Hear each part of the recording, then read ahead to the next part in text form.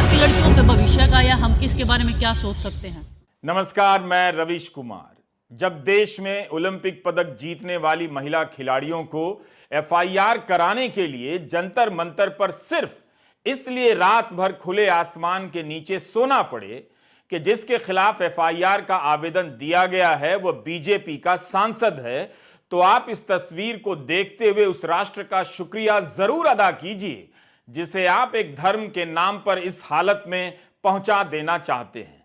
यह तस्वीर ओलंपिक खिलाड़ी विनेश फोगाट ने ट्वीट की है। इसमें वे खुद भी सड़क पर सो रही हैं। क्या आपने गोदी मीडिया का कैमरा बीजेपी के सांसद बृजभूषण सिंह के घर के बाहर देखा कि जवाब दीजिए, आप पर आरोप है। खेल मंत्री के पीछे भागता देखा कि जवाब दीजिए, ये क्या हो रहा है। जब कोई पदक जीतता है तो कहा जाता है कि देश का गौरव बढ़ाया, लेकिन जब पदक जीतने वाली खिलाड़ी आरोप लगाती हैं कि महिला पहलवानों के साथ कथित रूप से यौन शोषण हुआ है तो एफआईआर नहीं होती है, कमेटी बनाई जाती है।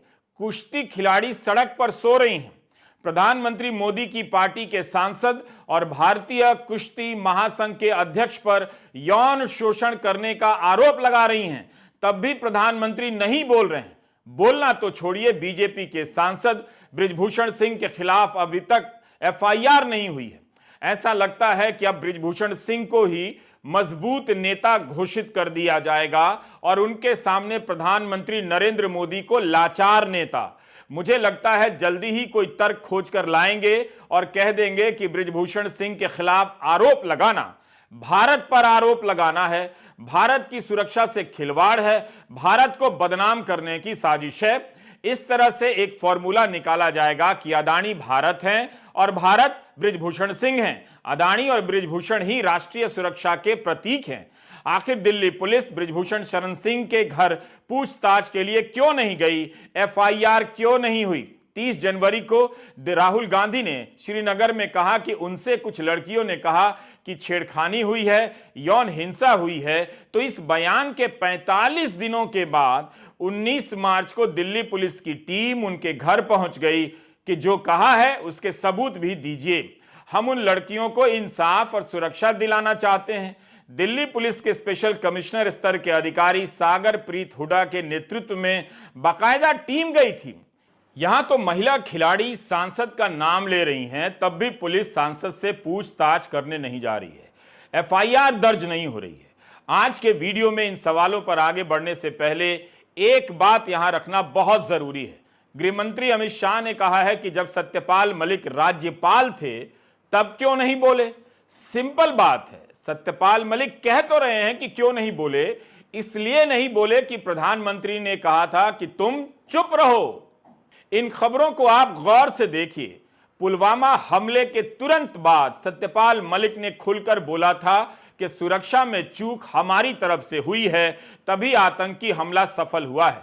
सत्यपाल मलिक उस समय चुप नहीं थे, बस कुछ और डिटेल के बारे में अभी बता रहे हैं। इसके बाद दैनिक भास्कर की यह खबर भी देख लीजिए।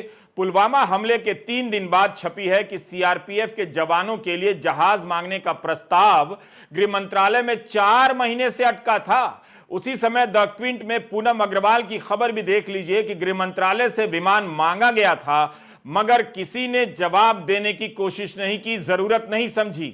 गोदी मीडिया का दौर नहीं होता तो भास्कर और क्विंट की रिपोर्ट पर हर जगह चर्चा हो रही होती। इतना बताना जरूरी था। अब हम आते हैं अपने आज के मूल विषय पर। दिल्ली के जंतर मंतर पर राष्ट्रीय अंतर्राष्ट्रीय स्तर के कुश्ती खिलाड़ी क्यों धरना दे रहे हैं? इनमें केवल महिला कुश्ती पहलवान नहीं हैं, बल्कि पुरुष पहलवान भी उनका साथ दे रहे हैं।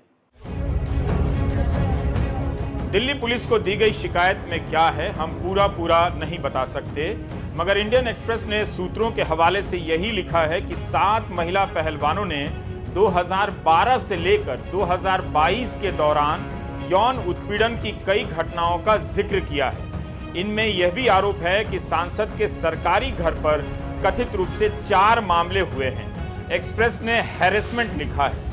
इंडियन एक्सप्रेस में वरिष्ठ पुलिस अधिकारी का बयान छपा है कि दिल्ली के कनॉट प्लेस थाने में शिकायत मिली है, हम एफआईआर से पहले जांच कर रहे हैं। पहलवानों का कहना है कि 3 दिन हो गए एफआईआर नहीं हुई है। 7 महिला खिलाड़ी आरोप लगा रही हैं कि महिला खिलाड़ियों के साथ छेड़खानी हुई है, यौन शोषण हुआ है, इनमें से एक नाबालिग भी है, तब भी क्या एफआईआर नहीं होगी? उसके पहले जांच होगी। सरकार ने 2-2 कमेटियां बनाई हैं, उसमें भी ओलंपिक स्तर के खिलाड़ी हैं। तो सरकार को बताना चाहिए कि कमेटी का नतीजा क्या है। खिलाड़ी क्यों कह रही हैं कि उन्हें कमेटी पर भरोसा नहीं? एलिगेशंस आपको सब पता है कि हमने क्या क्या लगाए हैं, किस किस चीज़ के ऊपर लगाए हैं। कमेटी को हमने अपने सारे बयान दे दिए हैं, लड़कियों ने अपने सारे बयान दे दिए हैं, उसके बाद भी कोई कार्रवाई नहीं हो रही है, कोई सुनवाई नहीं हो रही है। विनेश भी बता रही है कि 2.5-3 महीने से हमारे दिमाग में सिर्फ यही चल रहा है कि क्या होगा, क्या आगे कुश्ती कर पाएंगे या नहीं कर पाएंगे।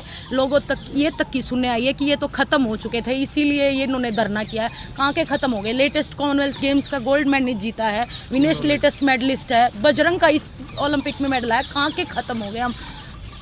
कहाँ मतलब ये सुनने में आ रहा है हमेशा कि हम ख़त्म हो गए इसलिए धरना किया। हमें क्या चाहिए है, क्यों करेंगे हम सिर्फ अपनी कुश्ती को बचाने के लिए, कुश्ती को सेफ उस हाथों में ले जाने के लिए हम ये प्रोटेस्ट कर रहे हैं। और बस यही उम्मीद है कि सच्चाई की जीत होगी, हमें झूठे साबित मत करो। हम चाहते हैं कि सच्चाई की जीत हो। कमेटी पे भरोसा है आप पे? क्योंकि आंसू आ रहे हैं आपके बोलते बोलते, और 2 महीने का आप कह रही हैं टॉर्चर था, पहले भी बात की। कमेटी पे भरोसा है या सदस्य आप चाहती हैं बदली जाए, वो जितने भी मेंबर्स हैं? कमेटी की तो रिपोर्ट ऑलरेडी सबमिट हो गई है, लेकिन विनेश जैसा ये पूरा प्रोसेस रहा, ढाई महीने पहले शुरू हुआ था, चलिए गवर्नमेंट ने कमेटी फॉर्म कर दी, सदस्य बन गए, उसके रिपोर्ट भी सबमिट हो गई। आपको लगता है कि मिनिस्ट्री को एटलीस्ट पब्लिक में आके बताना चाहिए कि उस ओवरसाइट कमेटी में क्या कुछ लिखा गया है और डिसीजन क्या है, और डिसीजन क्या लिया गया है? हाँ, बताना चाहिए, लेकिन अभी तक नहीं हुआ है। कम से कम हमें तो पता चले कि हम गलत थे, कौन गलत था, वो सब अंधेरे में है। सोर्सेज के हवाले से ऐसे बोला जा रहा है कि हमने कुछ भी नहीं बोला या कोई भी सबूत नहीं दिया। क्या ब्रजभूषण से एक बार भी पूछा कि आप सबूत दो कि आपने कुछ नहीं किया? उनका नार्को टेस्ट करवाया जाए, हमारा क्यों करवाया जाए? सीबीआई जांच होनी चाहिए। अगर हम झूठे हैं ना तो हमारे को जो अगर ये देश बोलेगा, जो उच्च न्यायालय जो सजा देगा, हम रेडी हैं, लेकिन जांच तो करवाई जाए। ऐसा थोड़ी है कि वो पावरफुल है तो हमें न्याय नहीं मिलेगा। तो ऐसा कह सकते हैं कि कमेटी की रिपोर्ट के ऊपर में कहीं ना कहीं उस तरीके का भरोसा नहीं है आप सभी लोग? कमेटी में जितने भी लोग थे जी, वो कहीं ना कहीं पॉलिटिकली जुड़े हुए थे, फेवर चल रहा था। हम ज़्यादा ओपनली नहीं, मुझे नहीं पता हम बता सकते कि नहीं बता सकते सारी चीज़ें, लेकिन न्याय अभी तक नहीं मिला हमें। हम सिर्फ उसी का वेट कर रहे हैं। अगर भारतीय महिला पहलवान अपने आरोपों को लेकर गंभीर ना होती तो इस हद तक ना कहती कि नार्को टेस्ट करा लिया जाए, हम अगर झूठे हैं तो हमारी ही जांच हो जाए। यह कोई सामान्य बात नहीं है। इन पहलवानों की उपलब्धियों पर देश ने गर्व किया है। कितने लोगों ने सोचा होगा कि उनकी बेटी भी इनकी जगह एक दिन होनी चाहिए, लेकिन आज जब वे इन महिला पहलवानों को इस लाचार हालत में देखेंगे तो क्या सोच रहे होंगे? इनकी हालत यह कर दी गई है कि एफआईआर के लिए जंतर मंतर पर 2-2 बार धरने देने पड़ रहे हैं और रात गुजारनी पड़ रही है। हमने पुलिस से बात नहीं की। इंडियन एक्सप्रेस में वरिष्ठ पुलिस अधिकारी का ही बयान छपा है कि एफआईआर से पहले जांच हो रही है। क्या यह बहुत जरूरी है? 2013 में सुप्रीम कोर्ट की 5 जजों की बेंच ने ललिता कुमारी जजमेंट में कहा है कि जब भी कोई कॉग्निजेबल संज्ञेय अपराध की सूचना मिले, बलात्कार की कोशिश की शिकायत काफी नहीं है कि दिल्ली पुलिस अब तक एफआईआर कर देती। 23 अप्रैल को महिला पहलवान जंतर मंतर पर दोबारा लौटकर आ गई। इसके पहले 18 जनवरी को विनेश फोगाट ने आरोप लगाया कि कुश्ती महासंघ के अध्यक्ष बृजभूषण शरण सिंह कई वर्षों से महिला पहलवानों का यौन शोषण कर रहे हैं। कुश्ती खेल के प्रशासक और भाजपा सांसद ने उस वक्त इन आरोपों का खंडन किया था। उतनी सर्दी में ये खिलाड़ी जंतर मंतर पर धरने पर बैठ गई थीं। भारतीय ओलंपिक संघ की अध्यक्ष पीटी उषा हैं, उन्हीं को पत्र लिखा गया था। पीटी उषा को लिखे पत्र में कहा गया कि भारतीय कुश्ती महासंघ में बहुत सारी वित्तीय गड़बड़ियां हैं और राष्ट्रीय शिविर में कोच और खेल विज्ञान स्टाफ बिल्कुल अक्षम है। जनवरी में पहलवानों ने 4 मांगे रखी और कहा कि यौन शोषण की शिकायतों की जांच के लिए तुरंत समिति की नियुक्ति की जाए। इसके अलावा कुश्ती महासंघ को भंग करने और अध्यक्ष को बर्खास्त करने की मांग भी दोहराई गई। तब बृजभूषण सिंह ने पद छोड़ने से इनकार कर दिया और कहा कि मेरे खिलाफ पहलवानों का विरोध शाहीन बाग का धरना है। जब खिलाड़ियों का दबाव बढ़ा तो भारतीय कुश्ती महासंघ की गतिविधियों को सस्पेंड कर दिया गया और बृजभूषण सिंह से पद छोड़ने के लिए कहा गया, मगर उन्होंने इनकार कर दिया, लेकिन उसके बाद इस्तीफा दे दिया। बृजभूषण सिंह 6 बार से सांसद हैं। उनकी ताकत और प्रभाव के बारे में कई अटकलें लगाई जाती हैं। खिलाड़ियों ने जनवरी में भारतीय ओलंपिक संघ की अध्यक्षा पीटी उषा को एक पत्र लिखा, जिस पर टोक्यो ओलंपिक के पदक विजेता रवि दहिया, बजरंग पूनिया के हस्ताक्षर थे। रियो ओलंपिक की कांस्य पदक विजेता साक्षी मलिक और विश्व चैंपियनशिप के पदक विजेता विनेश फोगाट और दीपक पूनिया ने भी इस पर हस्ताक्षर किए थे।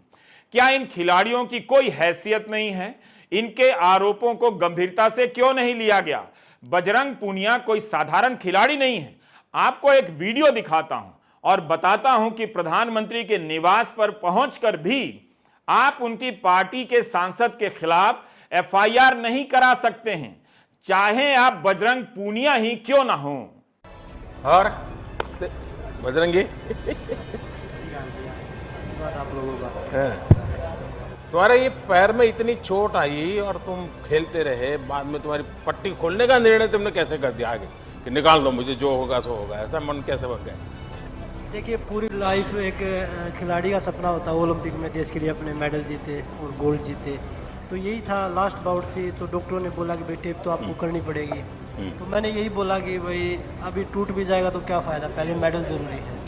यह वीडियो 16 अगस्त 2021 का है। आपने देखा ना, प्रधानमंत्री मोदी ओलंपिक पदक विजेता बजरंग पूनिया से कितने सम्मान के साथ बात कर रहे हैं, उनके करीब खड़े हैं। टोक्यो ओलंपिक के बाद प्रधानमंत्री के सरकारी निवास पर इन खिलाड़ियों को नाश्ते पर बुलाया गया था और कई सारे कैमरों के साथ इसकी रिकॉर्डिंग कराई गई थी।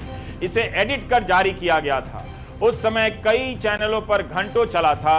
उस बजरंग पूनिया के आरोप की क्या हालत है। पुलिस ने एक एफआईआर नहीं की और 3 महीने में इस खिलाड़ी को 2-2 बार धरने पर बैठना पड़ा है।